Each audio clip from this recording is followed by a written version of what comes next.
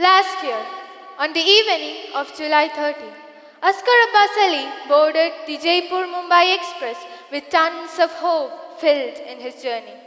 The next bitterly morning of July 31, when the train reached Palghar, a town outside Mumbai, an armed guard from the Railway Protection Force suddenly came to Asghar and asked him his name at gunpoint.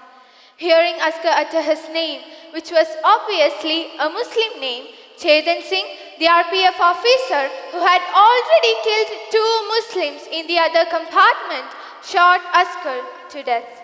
Asghar Ali, father of 3 daughters and a son, Sayyid Saifuddin, who had big dreams for his daughters, and Abdul Qadir Muhammad Hussain, a 64-year-old man who had worked hard to give his sons good education. What did these innocent people do to get murdered by someone whom they've never seen before? This is not an isolated incident. Studies show that since April 2017, at least 10 Muslim men have been lynched or killed in public in suspected to hate crimes. Muslims often face a range of stereotypes that contribute to misunderstanding and discrimination.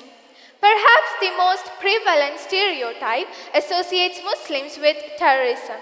Acts of violence by extremist groups are wrongly generalized to the entire Muslim population, ignoring the vast majority who condemn such actions. If a Muslim or a Muslim-appearing person had killed 3 people of another faith, what would we have called it? A terrorist attack. But when the roles are opposite, when Muslims become the victims, the culprits are simply portrayed as mentally ill or lone wolves. Muslims are discriminated, attacked, or even murdered just because of their faith, because of a piece of cloth that they chose to wear on their heads, because they were visibly Muslims. When these kind of stories of oppressions faced by Muslims enter our ears, we feel that our religion and our identity is being isolated and marginalized. Deep inside, a fear of Islam being suppressed lies in the hearts of all Muslims. But do we really have to worry and be concerned about the consequences that challenge the existence of our religion when we have Allah subhanahu wa ta'ala with us? Whatever powers try to suppress and eradicate Islam, whoever tried to marginalize Muslims, the light of Islam shall never set.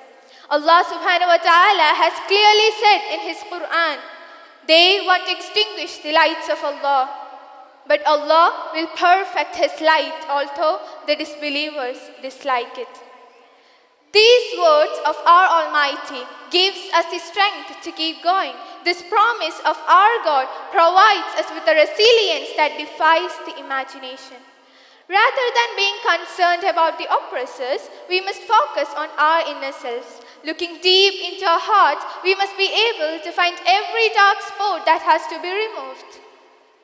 By purifying our hearts and souls, we could enter the path of a true believer. Allah subhanahu wa ta'ala has said to the believers, so do not weaken and do not grieve, for you will be superior if you are a true believer. Thank you.